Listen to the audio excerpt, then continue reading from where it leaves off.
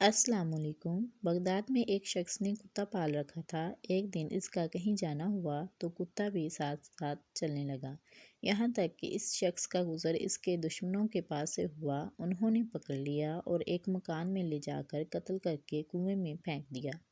کتا ان کے دروازے پر پڑا رہا اور ان لوگوں میں سے ایک شخص باہر نکلا تو کتا اسے کاٹنے کو دوڑا۔ اس نے لوگوں کو مدد کے لیے پکارا اور بامشکل جان بچائی، مگر اس واقعے کی اطلاع خلیفہ کو بھی ہوئی تو خلیفہ نے اس شخص کو بلایا اور پوچھا، آخر کیا وجہ ہے؟ کتا تیرے پیچھے کیوں پڑ گیا؟ مقتول کی ماں نے دیکھا تو کہا، میرے بیٹے کے دشمنوں میں یہ شخص بھی ہے۔ کوئی تعجب کی بات نہیں، یہ بھی قاتلوں میں شامل ہو۔ چنانچہ خلیفہ نے اپنے خادموں کو حکم دیا کہ اس شخص کے ساتھ ساتھ چلو۔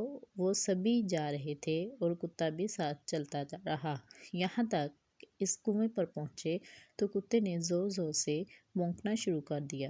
یہ ماجرا دیکھتے ہی اس شخص نے اقرار کر لیا، میں نے دوسرے لوگوں کے ساتھ مل کر اسے قتل کیا ہے۔ چنانچہ خلیفہ نے قصاص میں تمام کو قتل کر ڈالا۔ کتا بھی اپنے مالک کا اتنا وفادار ہے کہ اس کا نمک کھاتا ہے تو پھر اس کی چوکھٹ سے لگا رہتا ہے اور اپنی وفاداری کا حق ادا کر دیتا ہے۔ لیکن ہم انسان اپنے رب العالمین سے کیسے غافل ہوئے کہ اس کی ہر طرح کی نعمت کے باوجود دنیا میں ایسے کھو گئے کہ اپنے رب کو بھول گئے اور اس کی ناشکری ہو گئے۔